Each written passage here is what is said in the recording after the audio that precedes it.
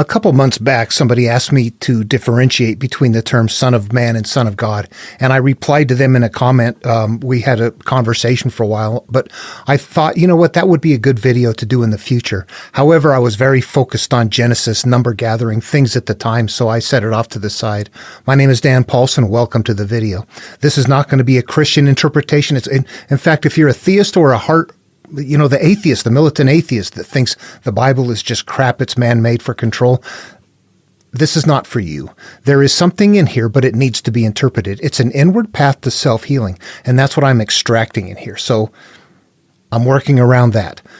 What we're going to find out when we get to the story of Jesus then is that instead of it being what you think of in Christian terms, and I understand what the carrier case is, but that term from Son of God and Son of Man, actually from Son of Man to Son of God, is a recurring common motif.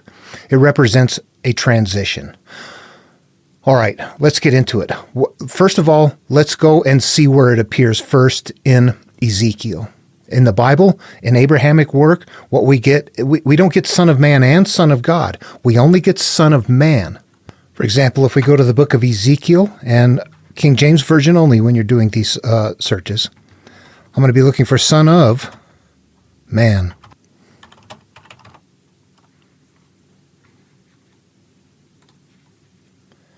And what we have is 94 occurrences of Son of Man in the book of Ezekiel. However, if we look for Son of God, none at all. So, Son of God was not a term in use at this vintage in Abrahamic material. And why is that? Because before Jesus came along, God had no sons. There is no Son of God. So Son of God better not appear in the Old Testament. Not until Jesus comes along does that term come into play. Actually, there's an exception in Genesis in the oldest part, chapter 6, the part that most closely reflects Babylonian work right there. The transition hadn't been made. Chapter 6, what do we have? The sons of God came down and defiled the beautiful daughters of men, and giants were born as a result. That's the only time there is a reference to God having sons. From then on, poof, that's gone. That, if you go from Genesis 1 through 11, it was not yet a full-on monotheism. They still had multiple gods at various times. So, yeah, that's the one exception. Throughout Abrahamic material, they dialed that down. There is no Son of God anywhere else until you get to Jesus.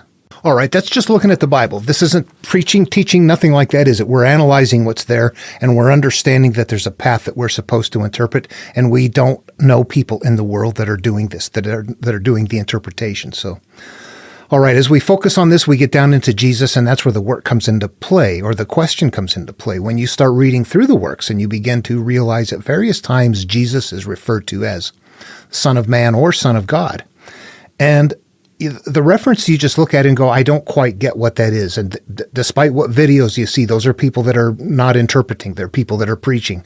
So what does it mean? And again, it's a common motif. But let's take a look at something. First of all, the reason we look in Genesis first is to find this numbering pattern right here. We see this numbering pattern. I'm not going to take the time in this video to describe it. This is just way too big. This is why the Bible is a secret. That's why people that believe it can't explain it, and people that don't believe it, they just deny it. There's something in here that neither side sees. Okay, we got to find a middle path here.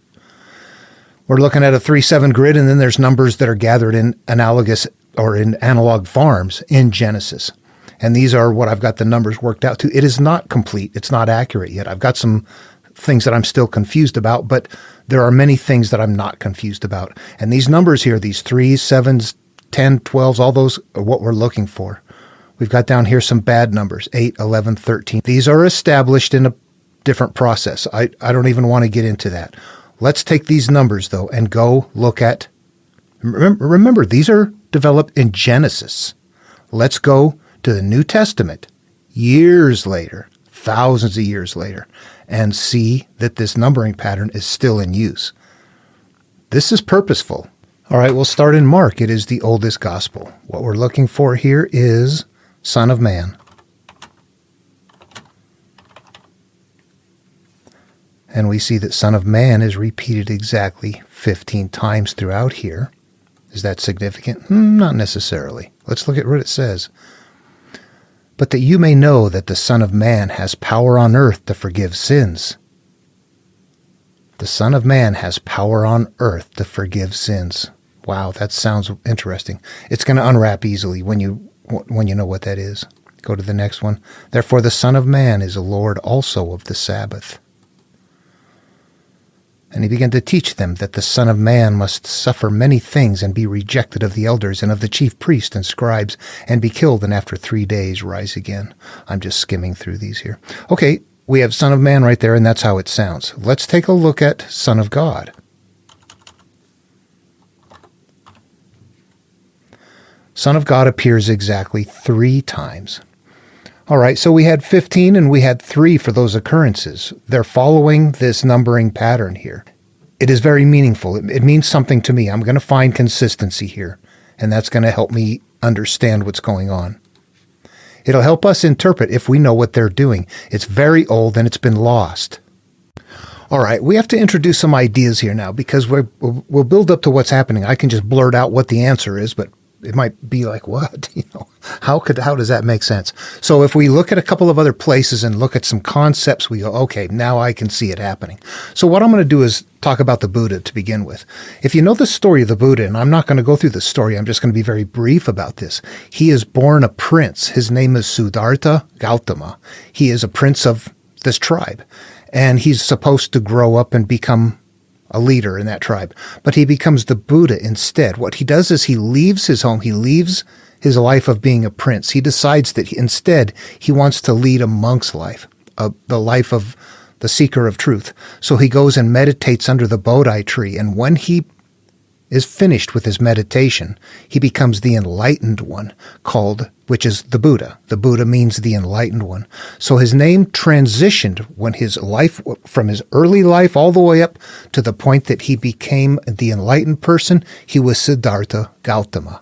But when he became enlightened, he became the Buddha. So there's this transition of name that happens. At the same time, there's a transition of the direction you look and turn inward for inner peace instead of outward for inner peace. Now, in Buddha teachings, we can more easily unwrap ourselves from what's going on because we don't worship the Buddha. What we do is we follow the path that Buddha teaches. And Buddha teaches us everybody has a Buddha nature. That means everybody has an enlightened self, an inner self. And that when you find that, you become the Buddha. You become your Buddha. You become yourself, not the Buddha of people. This is not a religious thing. Buddha's a teacher, but Buddha is not saying, follow me, worship me. That Christian ideas really went off the rails. Buddha says, follow my path. This is the teaching. You must become enlightened yourself. So, if I follow the Buddha's path, then I start out in life as Daniel Luke Paulson, but I end up later, once I've found enlightenment, as the Buddha. Like he went from Siddhartha Gautama to the enlightened one, I go from Daniel Paulson to the enlightened one. You go from whatever your name is to the enlightened one. We put ourselves in these stories.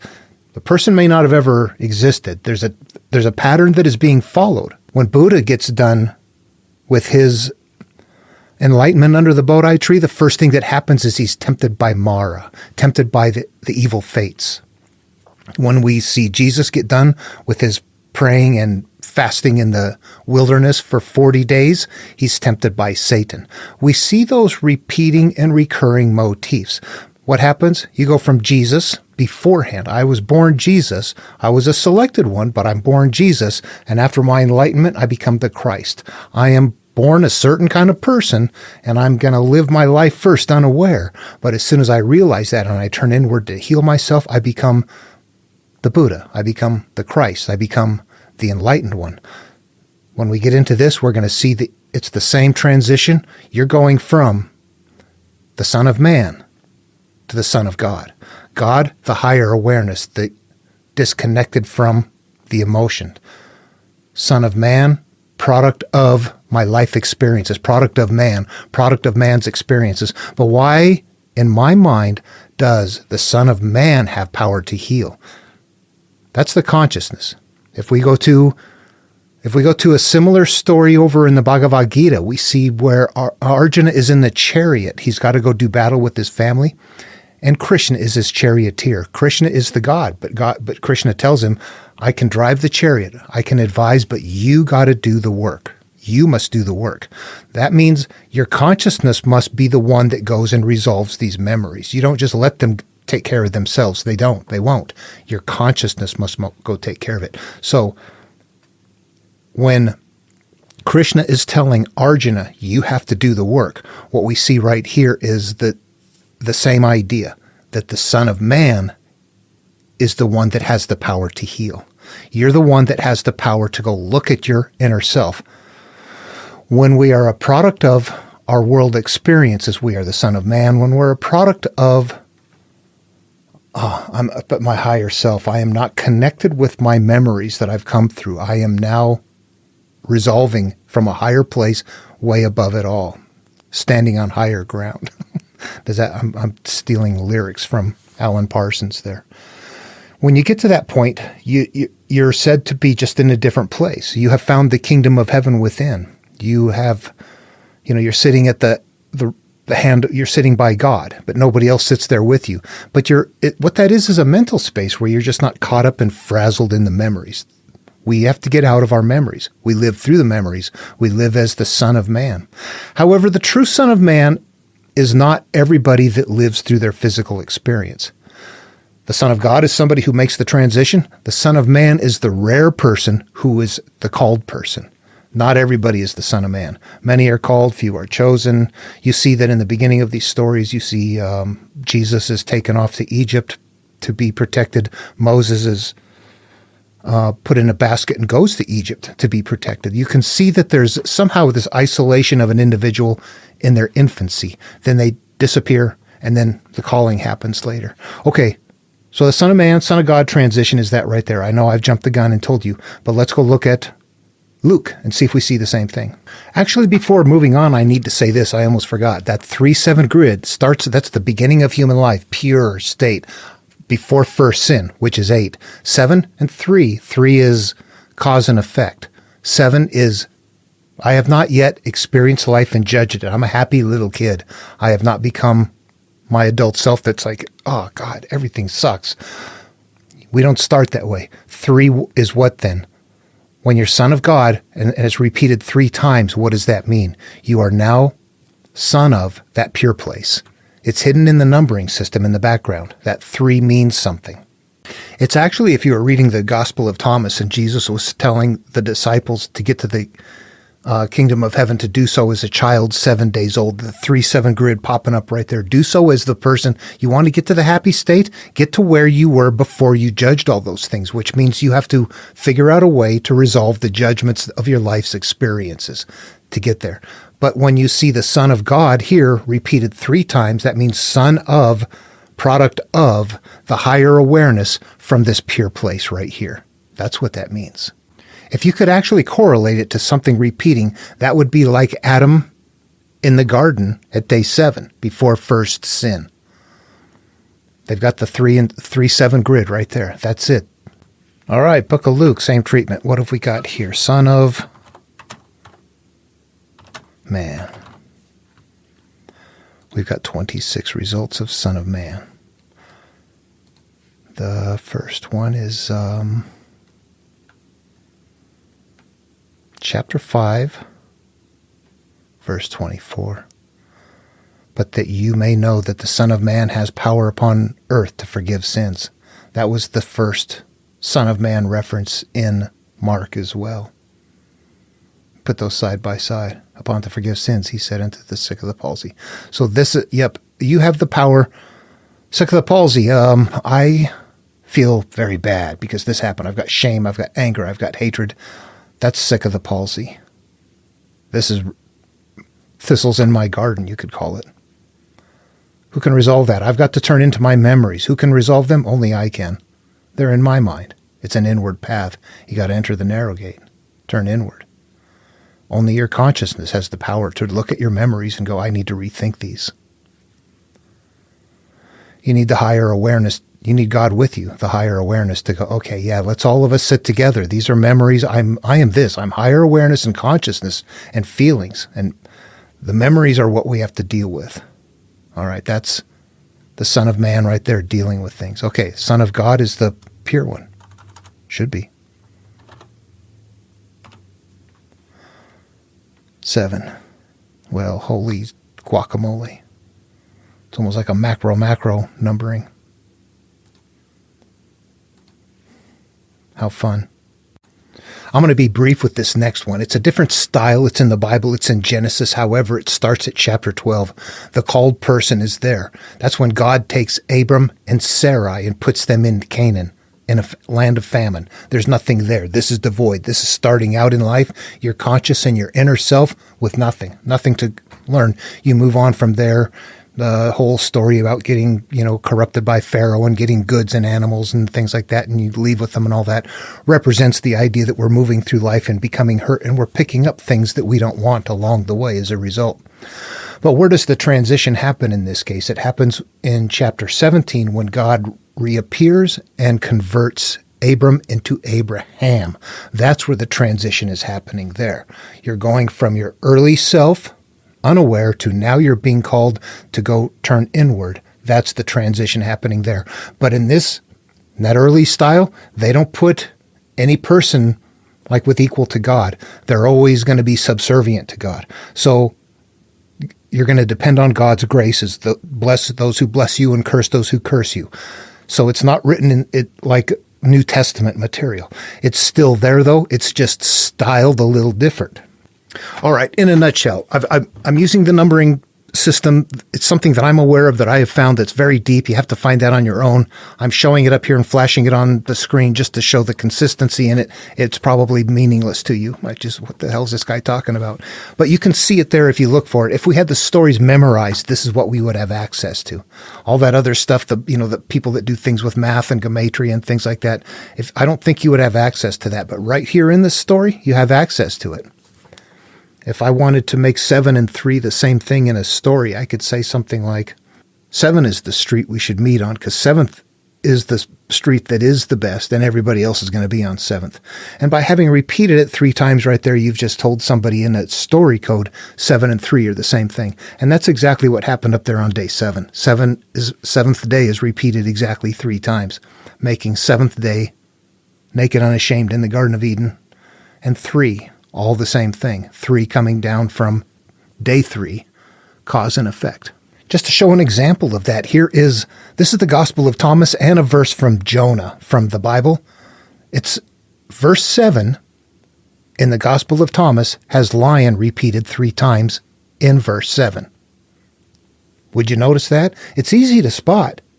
Would you also know that lion is said 3 times in the Gospel of Thomas, and that's it? Nowhere else is lion repeated. We got our 7-3 acknowledgement. If we went to Jonah, what we find is lots. They cast lots fell on Jonah. We see our 7 and 3 right there. That in the number repeats, they're just right in our face. We just don't know to count them. We don't know what they mean.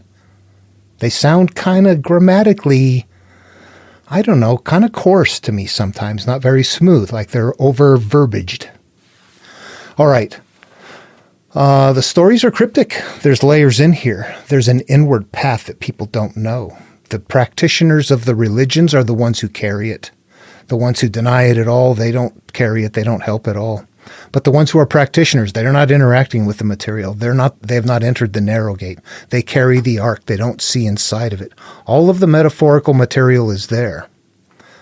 They're part of a large group of people standing outside the narrow gate, where outward all the paths, many paths, lead to destruction, where inward there's only one path, and we cease to become dividers. No matter where you go in the world, we function one way, and we come from a higher place, and we're returning to that place. But people tend to live lives looking outward, physical, and not realizing physical is a manifestation of what's in between this energy source and the world. It is this bundle, it's this mass, it's the memories, it's the perceptions, it's the ought against your brother. All of that. Okay, and in this case, what we have then is Son of Man. When you read that, that means the called person. You are a called person. You are an individual person being told right now that you're the consciousness that has to deal with the memories. When you are the Son of God, you are now the consciousness that is residing with the higher awareness. It's both. We're both of those. That's our Christ nature, Jesus/Christ. Siddhartha/Buddha. Son of Man/Son of God. All of those three are the same thing. All right. Hope the video was helpful. And that might even, the person that I made the comment to, this is probably a lot more explanatory than, a comment section. So, all right. Thanks for the opportunity to discuss this. Everyone, hope the video was helpful. See you in the next one.